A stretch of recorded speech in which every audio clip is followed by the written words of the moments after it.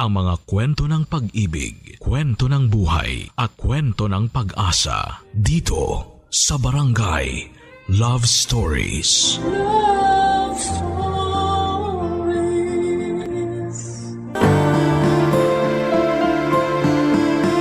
Ang pagtataguyod ng anak ay isang tungkulin para sa mga gustong maging magulang.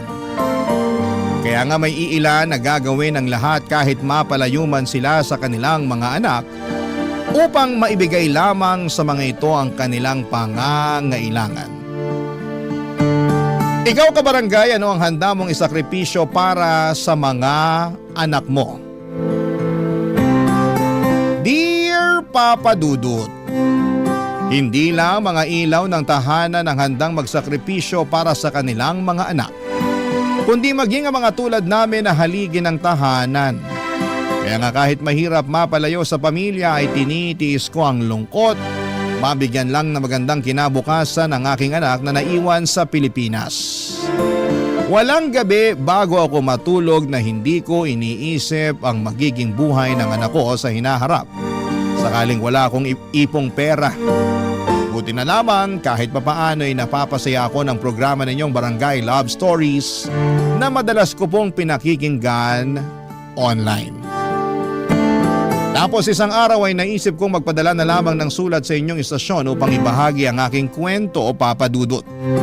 Bago tayo pumunta doon, magpapakilala muna ako. Tawagin niyo na lamang ako sa pangalang J-Mart. 31 years old at isang OFW dito sa Taiwan. Bali factory worker ako rito at mag-iisang taon pa lamang ngayong 2025. Tubong Quezon City ako at nasa biyanang kong babae ang kaisa-isa kong anak. Mahirap na talaga ang pamilya namin noong araw. Hindi nga ako nakatungtong sa kolehiyo at hanggang high school lamang ang natapos ko. Sa kabila ng lahat, masipag ako at madiskarte sa buhay. Sa katunayan ay marami na akong negosyong pinasok pero lahat ay kulelat dahil nahihirapan akong palaguin ang puhunan ko. Siguro'y dahil wala akong sapat na kaalaman. Na-scam at inuutangan pero hindi binabayaran hanggang sa nakapasok at nagtrabaho na lamang ako bilang janitor. Papadudot bunso ako sa 6 na magkakapatid at lahat ng mga kuya at ate ko ay may sarili na pong pamilya. Pareho na ring patay ang mga magulang namin. Kaya mag-isa na lamang akong namumuhay na mga panahong nakilala ko si Katrina, ang nanay ng anak ko. Sa isang online dating app kami nagkakilala taong 2023.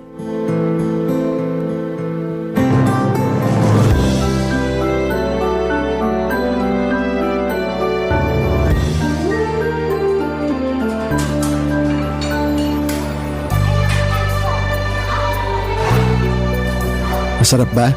Sarap ng ano?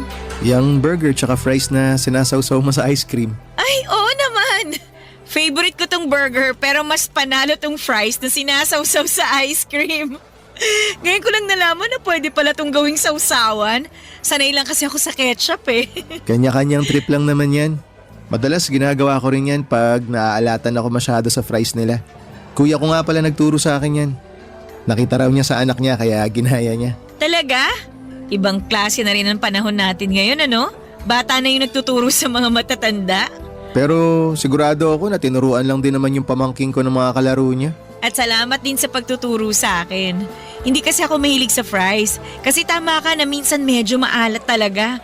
Pero ngayon may pangontra na ako sa alat kapag sinawsaw sa ice cream. Mas masarap pa. Salamat ulit. Wala yun, ano ka ba? Maliit na bagay lang yun.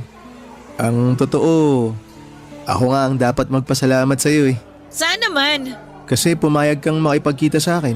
Bakit naman hindi? Mabait ka naman, tsaka maayos kang kausap sa chat. Sabihin na natin ganun na okay akong kausap para sa'yo. Pero ano kasi, Kasi ano? baka lang na turn off ka nung sinabi ko yung trabaho ko sa'yo. Na janitor lang ako. Unang-una, walang masama sa pagiging janitor. Pangalawa, marangal na trabaho yun. Hindi ka lang basta janitor ha, kundi janitor ka. Yung serbisyo mo kailangan niya ng isang kumpanya para maging malinis at organisado yung lugar nila.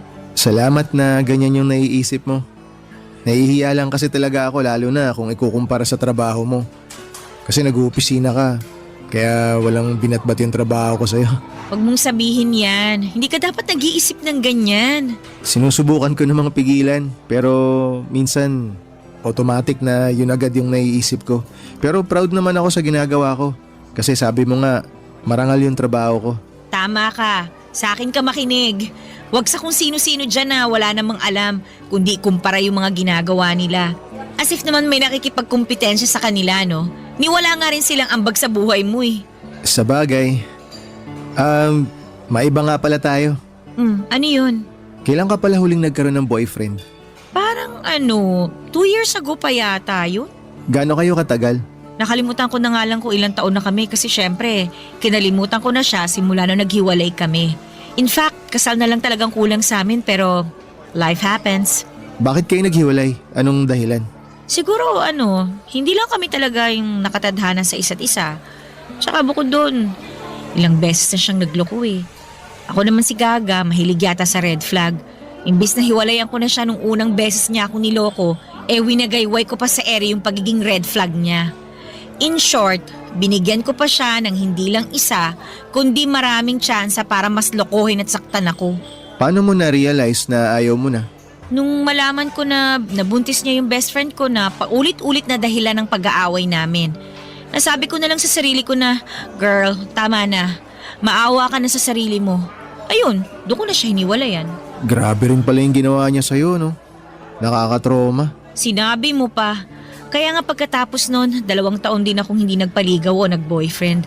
Wala na-trauma na sabi mo nga. Tsaka, in-enjoy ko muna yung pagiging single ko nun. Hanggang sa na-realize ko na gusto ko na ulit ma-in love. Kaya ka ba nasa dating app?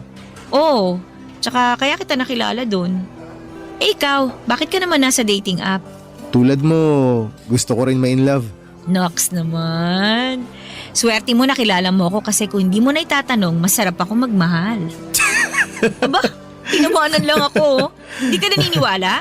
Ano, sabihin mo, hindi ka naniniwala, no? Pamilyar ka naman siguro sa kasabihan na to see is to believe. Kaya maniniwala lang ako kapag pinatunayan mo. Ibang klase, ako pa talaga yung hinamon. Ayos mukhang palaban ka. Ay, oo naman. Wala yata akong inaatrasan. Sa dami ba naman ng masasakit na pinagdaanan ko sa buhay ko? Sisiw na lang yung mga hamon mo. Kahit sino, lalabanan ko. Lang, baka isipin mo, napakako naman. Wala akong iniisip na ganyan. Naaliw nga ako sa'yo Aba, at ginawa mo pa akong clown ha? Uy, hindi Ano ka? Biro lang. Buti pa kain na lang tayo, tapos ikaw naman magkwento tungkol sa dati mong love life. Papadudot maganda si Katrina. Siya ang tipo kong babae at aminin kong natulala talaga ako ng sandali ng unang beses ko siyang makita. Akala ko nga ay nananaginip lamang ako lalo na nung pumayag siyang makipagkita sa akin. Simula kasi noong nagkausap kami ay hindi ko na itinago sa kanya ang trabaho ko. Nag-alala lamang ako dahil baka hindi niya ako tanggapin kahit bilang kaibigan man lamang dahil nga sa pagiging janitor ko. Hindi naman po sa minamaliit ko ang trabaho ko. Alam ko sa sarili kong marangal ang ginagawa ko at nagsisikap naman ako sa buhay. Pero kung may pwede pa akong gawin na ibang trabaho bukod sa paglalampaso ng sahig at pagpupunas ng bintana ay nakahanda ko talagang gawin, Papadudot. Sa kabila ng lahat ay pinaramdam sa akin ni Katrina na hindi ako naiiba sa mga katulad nilang nagtatrabaho sa opisina. Trinato niya ako ng mabuti. Bagay na lalo kong nagustuhan sa kanya. Nagtuloy-tuloy ang komunikasyon namin hanggang sa umamin akong gusto ko siyang ligawan. Siyempre, kinabahan ako dahil baka ayaw niya. Pero inisip ko na lamang na kung ano man ang magiging desisyon niya, pumayag man siya o hindi, ay tatanggapin ko ng maluwag sa loob ko. Ang importante sa akin ay sumugal ako sa pag-ibig, Papadudot. Pero siguro ikakampi ko pa rin ang langit dahil pumayag si Katrina na ligawan ko siya. Hindi nagtagal ay pinapunta niya ako sa bahay nila para ipakilala sa kanyang nanay, Papa Dudut.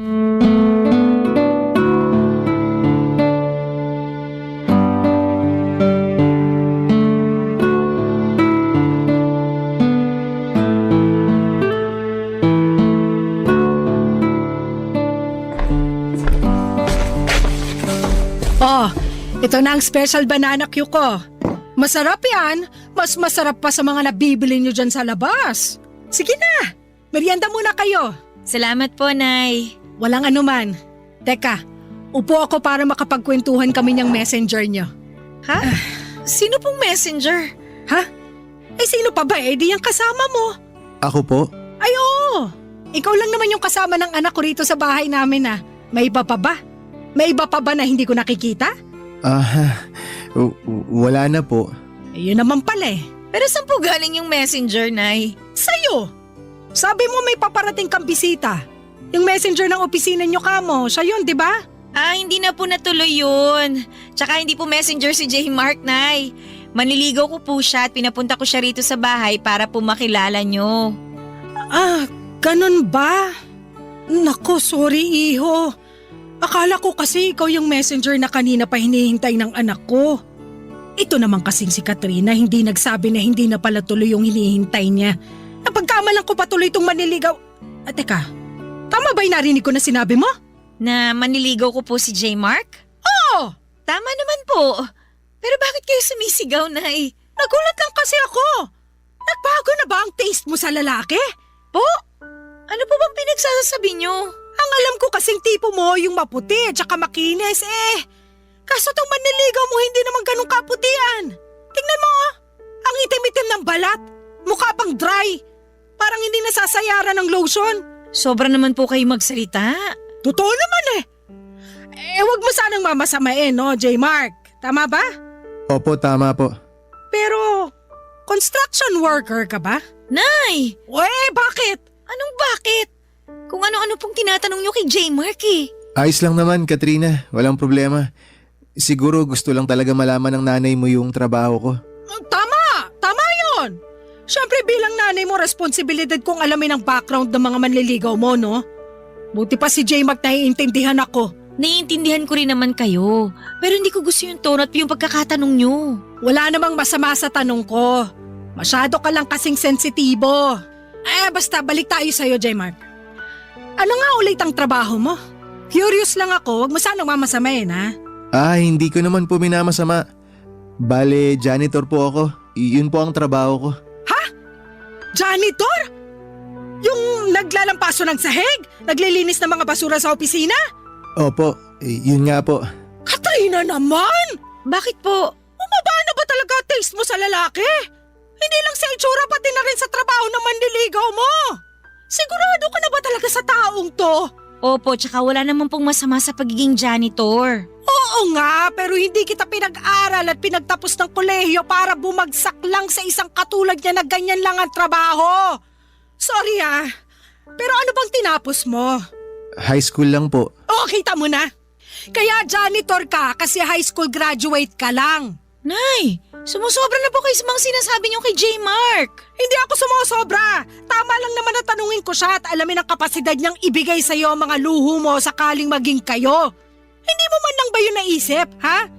Kasi kung hindi, pues, ako na nanay mo naiisip ko yon. Huwag niyo naman pong maliitin si J. Mark. Pati na rin yung trabaho niya. Maliit naman talaga yung trabaho niya. Ano magagawa ko? Marangal po ang pagiging janitor. Hindi po siya nagnanakaw para kumita. Marangal nga, pero mababa naman ang sweldo. Saka hindi kaya nakaka-proud pakinggan na janitor lang ang trabaho na magiging boyfriend mo. Maya ka naman, nak. Yung pinsan mo, engineer ang boyfriend. Yung isa mong pinsan, afam. Kaya ganda ng lahi, tapos ikaw? Naku talaga. Ewan ko sa'yo, santisima ka. Sumasakit ang bumbunan ko sa'yo eh.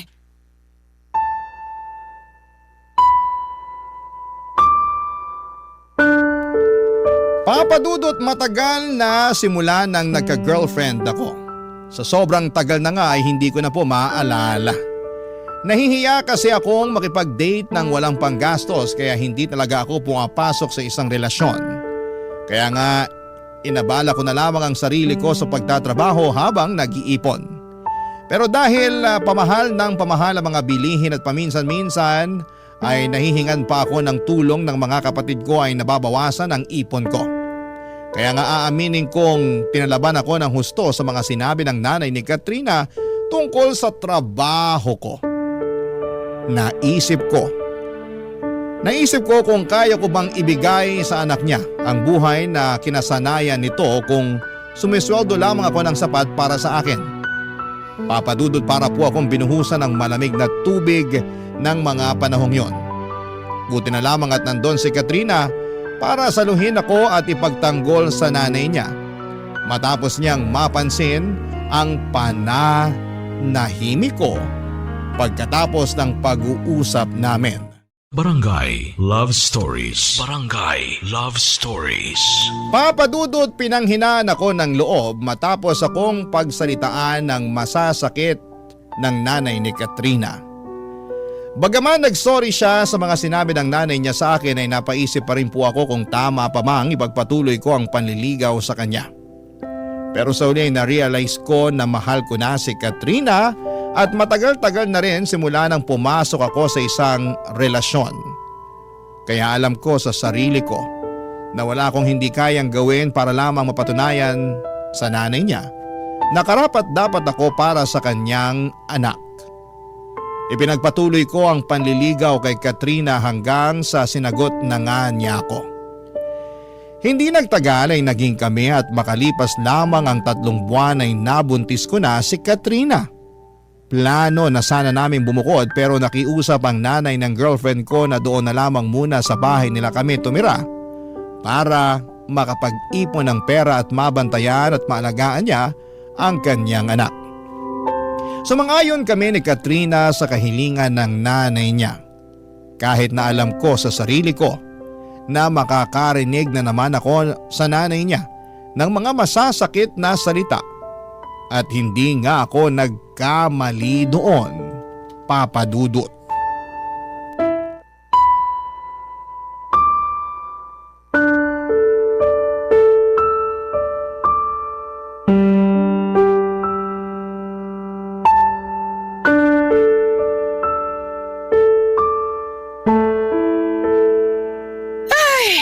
Buti pa ako na may-ari ng bahay marunong magwalis. Samantalang yung iba dyan na nakikitira lang, pakape-kape lang, oh.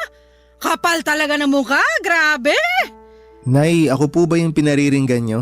O sino pa nga ba? Wala namang ibang tao rito kundi tayong dalawa lang. Excuse nga, J-Mark, ang laki mong kalat. Sobra naman po kayo magsalita. Ngayon lang naman po ako nakapagkape at nagpahinga. Hapon na. Di ba ang pagkakape sa umaga ginagawa? Hindi po kasi ako nakapagkape kanina. Naglaba po ako agad ng mga damit namin ni Katrina. Pati yung mga damit niyo po, sinama ko na. Ha? Bakit mo naman sinama pati damit ko? Para hindi na po kayo mahirapan sa paglalaba, Nay. Paano yung mga ano ko? Huwag po kayo mag-alala. Hindi ko po sinama sa mga nilabang ko yung mga ano nyo. Damit lang po talaga. Tsaka si Katrina po ang nagbukod ng mga labahan nyo. Sabi ko po sa kanya, isabay ko na para mabawasan yung mga gagawin ninyo. Nakwento po kasi sa akin ng anak nyo na madalas raw po nyong ireklamo yung balakang nyo na sumasakit pag matagal kayong nakaupo. Ganon talaga pag tumatanda pero sa susunod, huwag ka na nga magmamarunong pwede. Sinubukan ko lang pong makatulong. Hindi naman po ako nagmamarunong. Nagmamarunong ka eh. Kunwari ka pang concern sa akin at sa balakang ko pero akala mo ba? Hindi ko alam na inuuto mo lang ako? Gusto mo makuha ang loob ko para maging mabait na ako sa'yo. Maniwala po kayo o hindi ko po kayo hinuuto. Pero totoo po na gusto kong makuha ang loob nyo. Di lumabas din ng totoo dyan sa bibig mo. Ay, Nay, ang ibig ko pong sabihin, gusto ko po na magkasundo tayong dalawa. Lalo na po ngayon na magkakaroon na po kami ng anak ni Katrina. Tsaka parang hindi po maganda na may galit kayo sa akin. Nakatira po tayo sa iisang bubong. Yun na nga eh. Kung bakit kasi binuntis-buntis mo pa yung anak ko. Akala ko jojowain mo lang. May plano ka na palang buntisin. Pareho po namin ginusto ni Katrina na magka-baby na. Tsaka nasa tamang edad na rin naman po kami, Nay. Kahit na! Para sa akin lugi pa rin sa'yo yung ko at ngayon yung magiging apo ko naman. Dahil po ba janitor lang ako? Hindi mo naman ako masisisi kung makwestiyon ko kung ano na lang yung magiging hinaharap sa'yo ng anak at apo ko. Hindi nga ako sigurado kung kaya kang buhayin ng sweldo mo eh. Paano mo patutustusan na mag-ina mo, Aber? Meron naman po akong konting naitatabing pera. Hindi rin po ako gastador. Marunong po ako mag-ipon. Tsaka masipag po ako. Oo nga, kasi pati damit ko nilaban mo kahit hindi ko naman inuutos sa'yo. Siguraduhin mo lang na maayos sa pagkakalaba mo doon at hindi ko na uulitin pa dahil pag marumi pa yon, nako! Sisingilin kita sa tubig at sabon na ginamit mo. Sobra naman po kayo makapagsalita sa akin. Hindi yun sobra. Nagsasabi lang ako ng totoo. Matagal na pong biyasa tong mga kamay ko sa pagkukusot at pagpipiga. Bata pa lang po kasi ako na naglalaba sa amin. Kaya sinisiguro ko po sa inyo na maayos po yung pagkakalaba ko ng mga damit nyo. O hindi ko naman talaga tinatanong at wala akong pakialam. Nay, wag naman po kayong ganyan. Huwag mo nga akong artehan ng ganyan. Akala mo yata madadala mo ako sa kakaganyan mo. Oh, yung kape na tinimpla, tiniinom mo, malamang ako pa rin ang gumastos niyan, no? Ano, masarap ba? Masarap bang uminom ng kape na hindi mo binili? Masarap po. Sumasagot ka pa? Ay, talaga naman! Wag po kayong mag-alala. Pag sumweldo po ako na pong bahala sa pangkape natin. Pangkape lang? Paano naman yung bigas sa ulam? Susubukan ko pong makapag-ambag para rin. Bakit hindi buong sweldo mo yung ipambili mo? Kahit po gustuin ko, yung kalahati po kasi ng sweldo ko nakalaan sa panganganak ni Katrina. Ay nako! Dami mo talagang palusot, ewan ko sa'yo! Maniwala po kayo, hindi po ako nagpapalusot. Gusto ko lang po talaga na maging handa kami para sa pagdating ng baby namin. Dapat lang naman talaga na maging handa kayo, no? Lalo na hindi ka mamayaman. Lalong dapat doblehin mo, hindi kaya triplehin mo yung pagsisikap sa pagtatrabaho. Kung kailangan mong gawing araw ang gabi at magtrabaho pa rin na magtrabaho, gawin mo! Wala kang karapatang magpahinga kasi wala kang pera!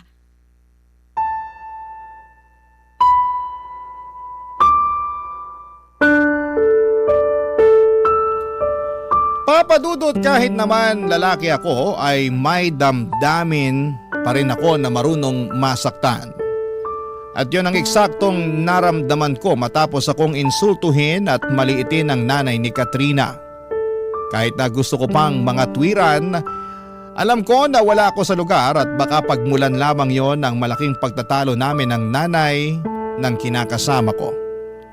Sa kabila ng lahat, binigyan lamang ako ng dahilan ng nanay ni Katrina upang lalong magsumikap sa buhay. Yun bang tipong hindi lang makontento sa trabaho ko na nagsisimula ng alas 8 ng umaga at natatapos ng alas 5 ng hapon. Doon ako nag-isip-isip ng magkaroon ng extra income at inopen up ko yon kay Katrina, bagay na sinuportahan naman niya. Doon ko nga po naisip na magtinda ng pagkain katulad ng burger at hotdog sandwich sa tapat ng bahay namin tuwing araw ng Sabado at Linggo. Katulong ko rin doon si Katrina na siyang nagsilbing bonding na rin namin. Masaya naman ako dahil nadagdagan ng ipon namin para sa panganganak ni Katrina. At kahit na may inaasahan naman kami na makukuha niya na benepisyo, sa trabaho niya ay iba pa rin yung may pera kaming hawak na pwede naming mahugot sa oras ng pangangailangan.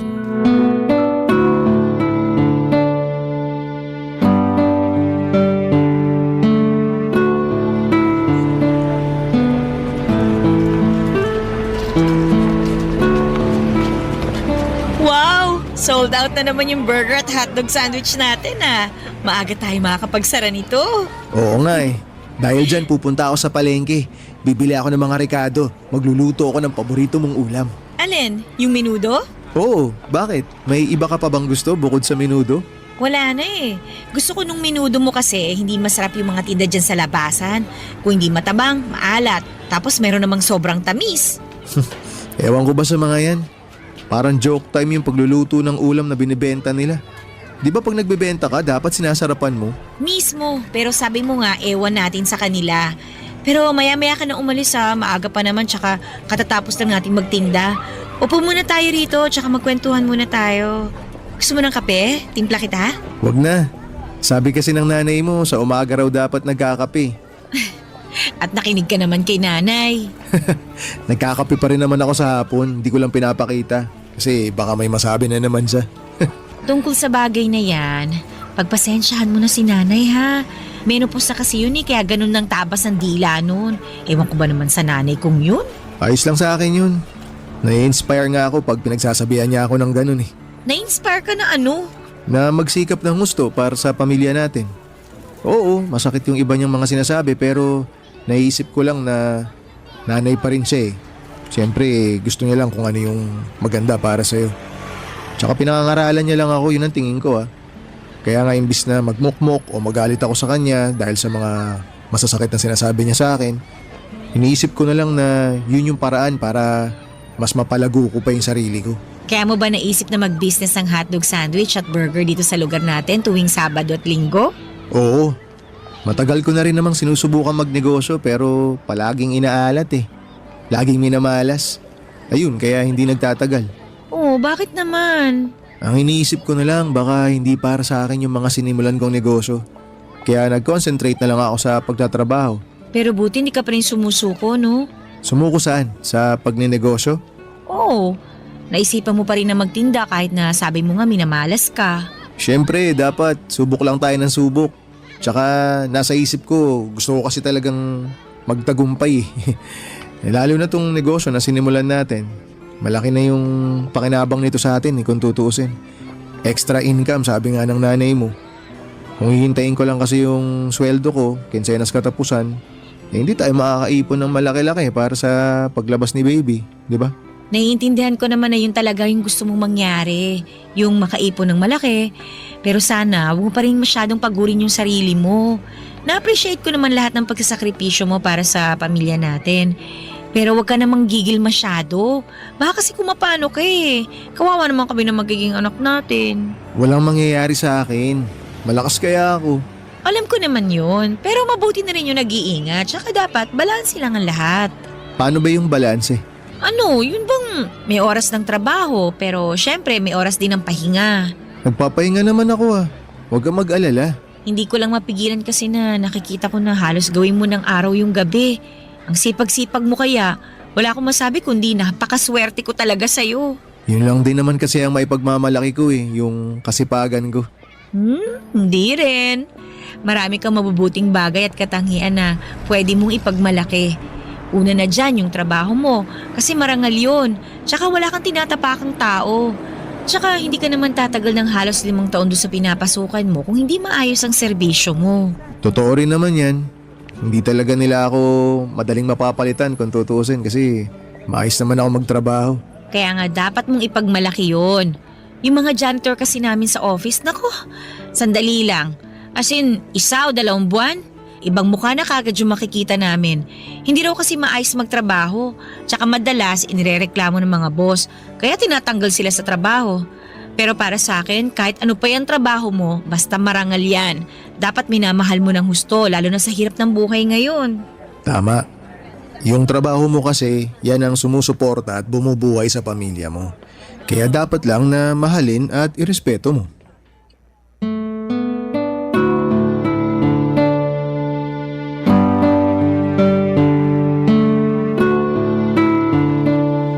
Papa Dudut, totoo pala na kahit na hindi ako ang pinakamayamang lalaki sa mundo, ako naman ang pinakamaswerte dahil alam kong suportado ako at mahal ng babaeng pinakamamahal ko. Iba sa pakiramdam. Ang sarap-sarap na tipong kahit nakakapagod ang maghapong trabaho ay mabilis na naiibsan yon ng mga mabubuting salita at papuri sa akin ni Katrina. Simula kasi pagkabata ay hindi ko naranasan sa mga magulang ko ang bagay na yon. Lagi kasi silang nanunumbat at nagagalit. Lalo na dahil sobrang hirap lang ng buhay namin noong araw.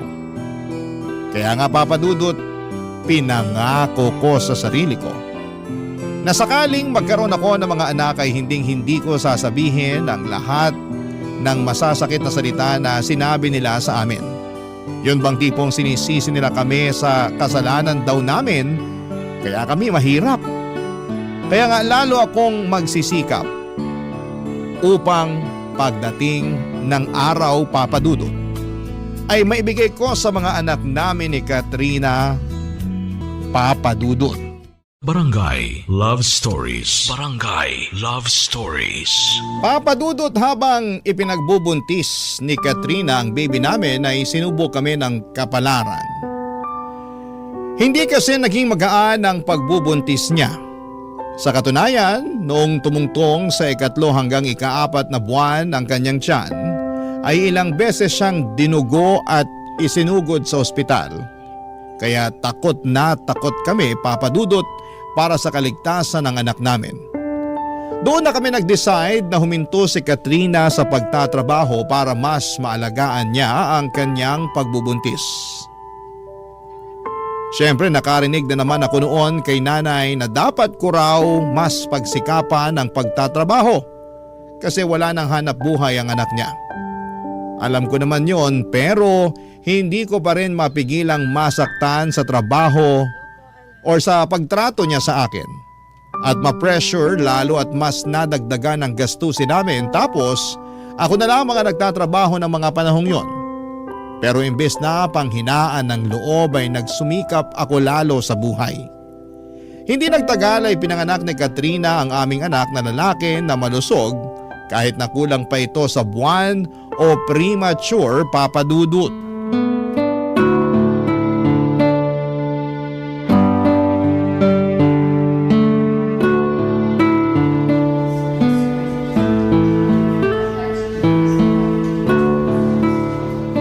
Okay ka lang ba? Bakit mukha kang malungkot? May nangyari ba? Wala naman. Pero naisip ko lang kung kailan kaya natin may uuwi sa bahay si baby. Sabi ni Doc, mga ilang araw pa raw nilang kailangan obserbahan si baby. Para daw sigurado tayo na walang problema pag inuwi natin siya. Sana lumaban yung anak natin, no? Sa totoo lang, naniniwala ako na lalaban siya para sa atin. Ay, alam mo, naisip ko kasalanan ko kung bakit nagkaganon ang baby natin eh. Bakit mo naman naisip yan? Pakiramdam ko kasi hindi sapat yung pag-aalaga at pag-iingat na ginawa ko. Hindi totoo yan. Nag-resign ka nga sa trabaho para mas maalagaan mo yung pagbubuntis mo di ba? Oo, pero hindi ko kagad ginawa eh. Sana nung una pa lang nag-resign na ako para mas natutukan ko yung pagbubuntis ko.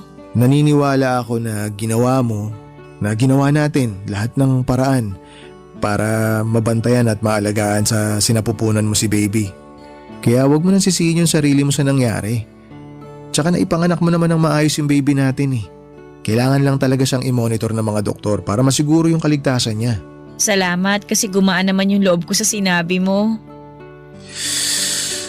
Ay, Bakit parang ikaw naman yata ang nalungkot? masaya naman talaga ako pero medyo nalulungkot lang kasi sinisisi mo yung sarili mo dahil sa nangyari. Huwag ka nang malungkot. Sabi mo nga ginawa ko naman lahat para maalagaan si baby, di ba? Oo, At kasama kita doon kaya hindi ko nasisisihin ang sarili ko. yan ang pinakamagandang isipin. Mas pagtuunan na lang natin ng pansin yung paggaling mo para makalabas na kayo rito ni baby sa ospital.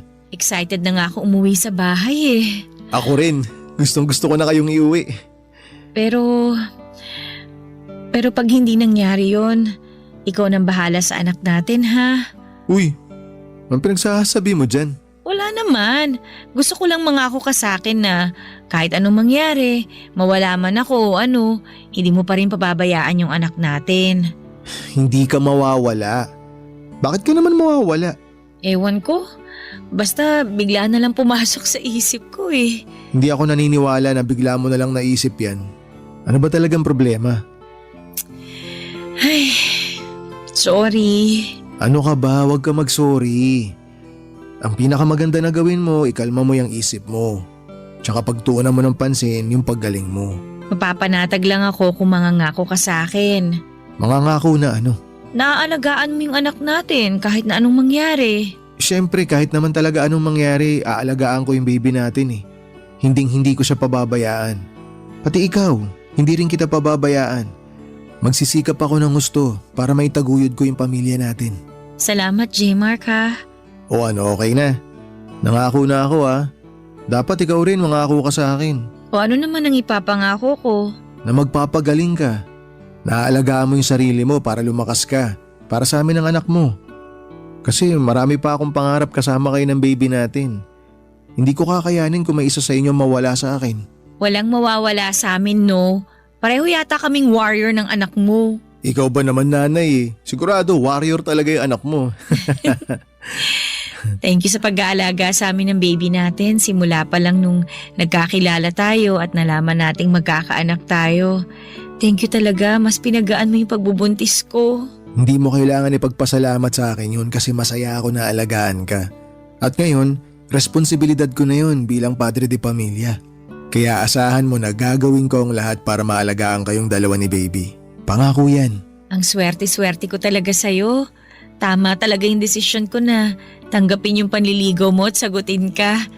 Alam ko na kasi na magiging mabuting tatay ka sa anak natin eh. Salamat at naisip mo yan. Sa totoo lang, matagal ko na rin talagang pangarap maging tatay. At ngayon natupad na. Tinupad mo yung pangarap ko. Tinupad mo rin naman yung pangarap ko na maging nanay sa anak natin kaya salamat talaga. O siya, ituloy na lang natin tong mahabang usapan na to. Basta ang pinakagawin mo, magpagaling ka. Ha? Pagka nakalabas na kayo rito ni baby, kung pwede, pasyal tayo sa beach. Gusto ko yan. Alam ko talaga na gustong gusto mong pumunta sa beach, kaya tutuparin natin yan. Kasama ang baby natin.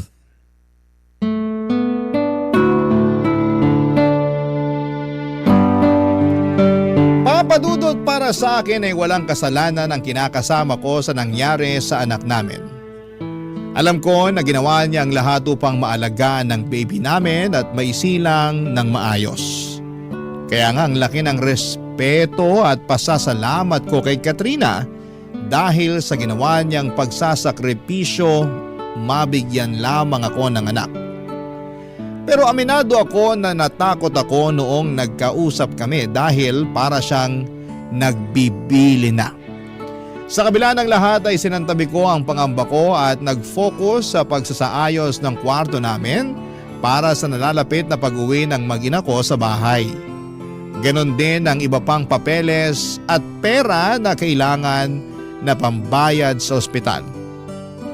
Kaya lang, hindi na nangyari yon.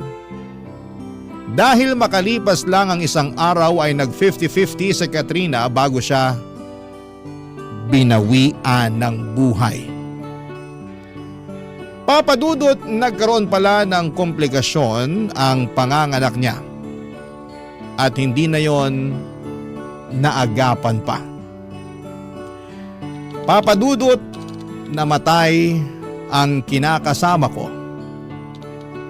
Matapos maipanganak ang baby namin. Sobrang sakit, papadudot. Para akong napilay ng mga panahong yon at pakiramdam ko ay pinagsakluban ako ng langit at lupa. Matapos iwanan na lamang ni Katrina ng basta-basta. Iyak ako ng iyak na para bang gusto ko na ring sumunod sa kanya, papadudot. Hindi ko akalain na maglalaho ng ganong kabilis ang lahat ng mga pangarap namin. Ang sakit, lalo't plano ko na yayain siyang magpakasal kapag nakarecover na siya sa panganganak. Pero alam ko na hinding-hindi na yon mangyayari pa. Ilang araw, papadudot, pagkatapos ng libing ni Katrina ay mas lalo akong nalugmok dahil sa matinding kalungkutan.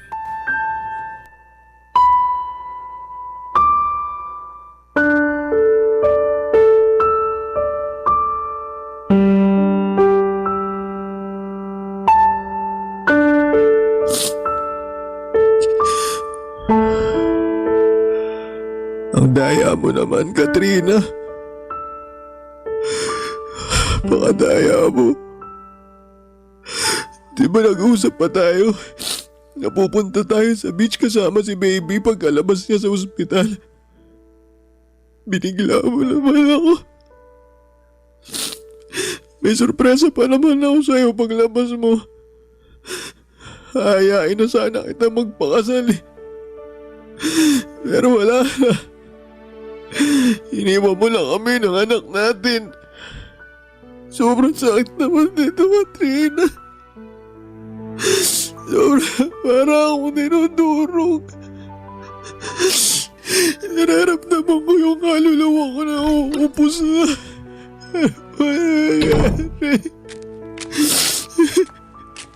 J-Mark, Nay, kayo pala. anong ginagawa mo rito sa labas? Malamok ko. Buti hindi ka pinapapak dyan. Okay lang naman po ako. Hindi ko po iniinda yung mga kagat ng lamok sa sobrang sakit po ng nararamdaman ko. Pwede ka magsabi sa akin. Makikinig ako. Hindi ko po alam kung paano mag-uumpisa eh. Basta ang alam ko lang po para akong nadudurog dahil sa pagkawala ni Katrina. Hindi ko po alam ang gagawin ko. Kung paano pa po ako magpapatuloy dahil sa nangyari. Wala namang madali pero hindi mo yung kailangan gawin mag-isa. Nandito ako. Kahit naman paano anak na rin ang turing ko sa'yo. Salamat po, Nay. Tungkol doon sa mga hindi natin pagkakaunawaan, wala na sa akin yun. Simula nung namatay ang anak ko, pinagsisihan ko na lahat ng mga kasalanan ko sa'yo. Pati na rin yung mga masasakit na salita na paulit-ulit kong sinabi sa'yo nun. Pasensya ka na talaga ha. Kasi masyado ako naging sakit ng ulo mo. Hindi naman po kayo naging sakit ng ulo ko. Siguro, sakit lang po sa tenga kasi naninigaw po kayo parati. Sobra ka naman. Pero pasensya ka na talaga. Ayos na po sa akin yun. Hindi naman po ako nagtatanim ng galit eh. Hindi po ako nagtanim ng galit sa inyo kasi nanay kayo ni Katrina. Tsaka, kung tutusin, mas lalo po akong na-inspire na magsikap sa pagtatrabaho para mabigyan ng magandang buhay yung mag-ina ko. Na kahit ganito lang ako, hamak na janitor at tindero ng burger at hotdog sandwich, may pagmamalaki nila ako. Alam mo, lagi kang pinagmamalaki sa akin ni Katrina. Wala siyang ibang bukang bibig kundi, Nay, ang galing-galing ni J-Mark kasi ganito, ganyan. Na napakasipag mo raw, kulang na lang gawin mong araw ang gabi. Madalas nga lang siyang nag-aalala sa'yo. Kasi parang hindi ka na raw marunong magpahinga. At totoo naman dahil nakikita ko sa'yo yung kasipagan. Kaya nga nahiya talaga ako nun sa sarili ko dahil kung ano-anong masasakit na salita ang sinabi ko sa'yo. Hindi lang pagkatao mo ang hinamak ko kundi pati na rin ang trabaho mo. Siguro kasi masyado lang akong nag-alala para sa anak ko. Kaya lang maling-mali pa rin na pinanghimasukan ko yung buhay niya dahil pareho na rin kayo na nasa tamang edad. Huwag niyo na pong isipin yun. Napatawad ko na po kayo tsaka marami rin naman po ako natutunan sa inyo. Salamat, Nak. Hayaan mo, babawi ako sa'yo, sa inyo ng anak mo. Hindi ko kayo pababayaan hanggang nabubuhay ako. Tsaka nangako rin ako kay Katrina. Naaalalayan ko kayo ng apo ko sa abot ng makakaya ko. Salamat po, Nay. Malaking bagay po sa akin na nandiyan kayo kasi aminado ko na. Wala po talaga akong alam sa pagiging tatay. Hindi nga po ako masyado marunong magpalit ng diaper ng baby namin. Mali-mali po ako sa pagtitimpla ng gatas. Tsaka marami pa po akong kinatatakutang gawin kasi baka masaktan ko po si baby. Kaya nga nandito ako. Ako na muna ang bahala sa apo ko habang nagtatrabaho ka. At kapag day off mo naman, edi tuturuan kita para merong ka ring alam. Sa ganung paraan man lang makabawi ako sa'yo. Maraming salamat po talaga kasi kahit wala na si Katrina, hindi niyo pa rin po kami pinabayaan ng anak namin. Oo naman. Pamilya tayo eh. Tsaka baka pag ginawa ko yun, gabaan ako ng langit sa pagiging masamang lola. Ayoko mapunta sa impyerno pag namatay ako. Ano ba kayo, Nay? Hindi pa kayo mamamatay. Huwag niyo pong sabihin yan. Siyempre hindi pa. Masamang damo yata ako. Nay, maraming salamat po ulit ha. Walang anuman. O siya, baka gusto mo nang pumasok kasi masyado ng maraming lamok dito. Kanina pa ako kinakagat eh. Ay, sige po. Pasok na po tayo. Baka biglang magising si baby tapos wala ako sa tabi niya. Yun nga rin ang naisip ko. Kaya tara na sa loob.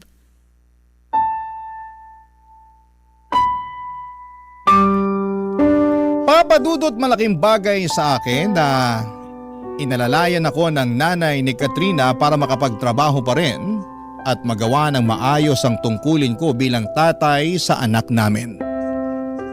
Kung ako lang kasi ay baka mahirapan ako lalo na at kailangan din ako ng baby namin. Mga ilang buwan ko rin na inaral ng husto lahat ng turo sa akin ni nanay mula sa pagpapadede kay baby, pagpapalit ng diaper, pagpapaligo hanggang sa pagpapadighay. At isa lamang ang masasabi ko. Lahat yon ay hindi madali. Kaya nga kahanga-hanga ang mga ilaw ng tahanan mula sa pagbubuntis nila, panganganak at pag-aalaga sa kanilang baby. Papadudot hindi nagtagal ay may kumatok na opportunity sa akin na magtrabaho abroad kaya sinunggabang ko na kaagad. Ang plano ko lang ay tapusin ang 3 taon kong kontrata rito upang makapag-ipon ng pera na pangnegosyo sa Pilipinas tapos ay uuwi na ako para makasama ko na ang baby ko. Nangako naman sa akin si nanay na babantayan niya at alagaan ang anak ko hanggang makauwi ako. Kasama niya sa bahay nila sa Quezon City ang pinsang babae ni Katrina na binibigyan ko na lamang ng allowance para meron ding panggastos. Kahit na mahirap mapalayo sa anak ko ay wala akong hindi kayang gawin. Mabigyan ko lamang siya ng magandang buhay sa hinaharap. Nasa bawat patak ng aking pawis at luha dito sa ibang bansa ay inspirasyon ko siya. At dala-dala ko sa puso ko ang pangako sa nanay niya na aalagaan siya at itataguyod hanggang sa aking huling hininga. Alam ko kung nasaan man si Katrina ngayon ay proud na proud siya sa akin dahil kinakaya kong magpatuloy kahit na mahirap simula nang mawala siya. Hanggang dito na lamang po ang sulat ko, Papa Dudut. Maraming salamat sakaling mapili po ninyong i-ere ang storya ng buhay ko. Sana'y marami akong na-inspire na mga kabarangay natin sa kwentong ibinahagi ko. More power and God bless sa Barangay Love Stories. Ang inyong kapuso at kabarangay forever, J. Mark. Barangay Love Stories. Barangay Love Stories. Anong say mo sa Barangay Love Stories na ito? Pagkwentuhan natin sa comment section yan. Nagustuhan ng iyong napakinggan? Ituloy yan via live stream sa www.gmanetwork.com/radio.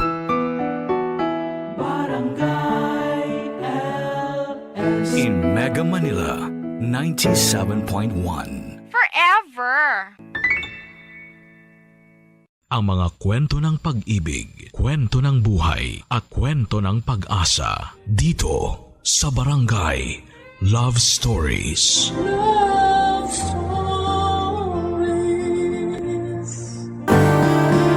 Lahat po tayo ay deserve ng kapatawaran. Pero di lahat ay deserve ng second chance. Kaya nga pag binigay ang mga ito sa atin ng taong mahalaga sa atin ay huwag na nating sasayangin. Ikaw kabarangay, may tao ka bang pinatawad at binigyan ng ikalawang pagkakataon?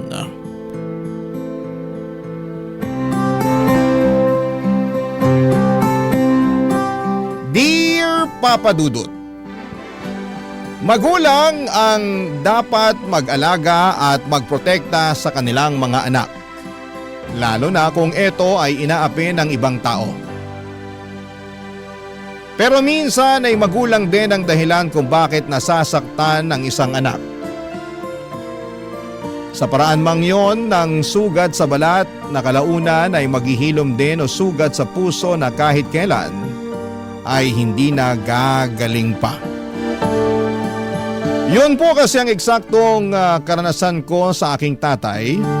Pero hindi naman ako yung klase ng anak na nagtatanim ng galit sa magulang dahil masama pa rin yon. Kaya nga nililibang ko na lamang ang aking sarili para makalimutan ko ang sakit at ninanakit ko sa aking tatay Lalo na nung araw na nawala si Nanay Papa Dudut. Pero bago ko umpisahan ang kwento ko ay gusto ko muna kayong batiin ng isang mapagpalang araw. Ako po si Roxanne, 31 years old at nagtatrabaho bilang chef sa isang hotel dito sa Manila. Meron na po akong asawa at isang anak at sa kasalukuyan ay kasama ko rin sa tinitirhan namin ang Daddy Gino ko. Malaki ang galit at tampo ko sa kanya na nagsimula noong araw. Pero ngayon ay napatawad ko na siya. Gusto ko na lang bumawi sa kanya at iparamdam na narito lang ako bilang anak niya. Sa katunayan ay naging libangan na rin namin ang makinig sa programa ninyong Barangay Love Stories. At lagi kaming nagpapalitan ng kuro-kuro kada may napapakinggan kami na tumatiming at tumutusok sa puso namin. Lalo na kapag story yon tungkol sa pamilya. Tapos ay doon siya nagka-ideya na what if subukan ko raw sumulat sa inyong istasyon. Matagal-tagal ko rin pong pinag-isipan kung ipapadala ko ba sa inyo ang aming kwento, pero sa huli ay gusto namin na may matutuhan ang mga kabarangay natin mula sa mga karanasan namin, Papa Dudut. Magsisimula ang lahat noong 18 years old ako. Tubong Occidental Mindoro ako at doon ako pinanganak at lumaki. 5 buwan pa lamang ang nakakalipas nang mamatay ang mami ko dahil sa breast cancer. Bago yun ay 2 taon din siyang nakipaglaban sa naturang sakit. Solong anak nila ako ni Daddy. Hindi naman kami mayaman, may kaya lang, kaya kahit papaano ay may maayos kaming bahay na natitirhan at nakakapag-aral ako. Meron din kaming malit na grocery store na pinapatakbo ng mga magulang ko. Pero nung nawala ang mami ko ay si Daddy na lamang ang mag-isang nag-manage noon. Kaya lang ay unti-unti yung nalulugi na, Papa Dudut.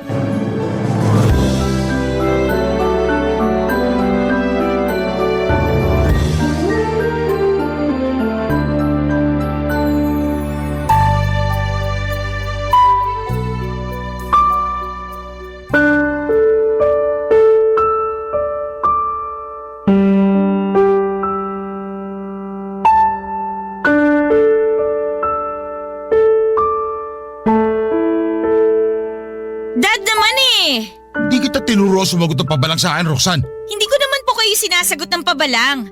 Sinabi ko lang yung feelings ko. At hindi po ako masaya na meron na kayong bago kamamatay pa lang ni Mami. Ayusin mo yung tono mo, nako. Baka di ako makapagtimpi. Saka ano ka mamatay? 5 buwan na siyang wala. Matagal na yun. Panahon na para maghanap ako ng iba. Ha? Ano po? Hindi ko na uulitin yung sinabi ko. Pambihira. Matagal na pala sa inyong 5 buwan. Dad, kahit sabihin natin na 2 taon nang patay si Mami, hindi pa rin dahilan yun para palitan mo siya kagad. Hindi ko pinagpalit ang mami mo, pero ano magagawa ko? Wala na siya. Patay na siya. Hindi na natin siya kasama. Sa hindi na siya mabubuhay kahit ano pang gawin natin, kaya ano ba problema mo sa pagkakaroon ko ng bago? Hindi lang ako makapaniwala na magkakaroon na kagad kayo ng bago. Kala ko kasi nagluluksa pa tayo pero mukhang naka-move on na kayo. Nagluluksa pa rin naman ako pero naisip ko kailangan pa rin natin magpatuloy. Alam namang habang buhay tayo magluksa sa pagkawala ng mami mo, hindi ba? Hindi naman kailangang habang buhay pero masyado pa pong maaga para palitan niyo siya. Anong maaga dun? Dapat ba may schedule pag-aasawa ko? Ewan ko sa inyo. Ugali mo ha. Saka para sa kaalaman mo, nagluluksa pa rin naman ako. Nagluluksa pero meron na kagad kayong iba? Sana man lang pinalipas niyo muna ng mag-1 taon si Mami bago kayo naghanap ng kapalit niya. Hindi ko pinalitan ng mami mo. Siya pa rin ang unang asawa ko. Siya pa rin ang nanay mo. Yung babaeng minahal ko at pinakasalan. Pero wala na siya. Siguro naman hindi na siya magtatampo. Sakali naghanap na ako ng iba, hindi ba? Hindi na nga siguro kasi patay na siya. Pero ako ba hindi niyo man lang naisip? Sana iniisip niyo man lang yung mararamdaman ko. Iniisip kong nararamdaman mo. Kaya ako naghanap ng bagong mami na mag-aalaga sa'yo, anak. Alam ko kasi na hindi kita maasikaso. Dahil busy din ako sa tindahan natin kaya… Pero sana tinanong niyo pa rin ako. Sana hiningi niyo pa rin yung opinion ko. Kala ko pa naman mahal niyo ako. Mahal nga kita. Mahal niyo lang yung sarili niyo. Roxanne, sumusobra ka na ha? Hindi na ako natutuwa sa mga sinasabi mo sa akin. Baka nakakalimutan mo, tatay mo pa rin ako. Hindi ko naman po yun nakakalimutan Alam ko naman po na tatay ko pa rin kayo. Kaya nga makinig ka sa akin. Sigurado ako magugustuhan mo yung bagong mami mo kasi mabait siya. Mapapalapit ka sa kanya kagad.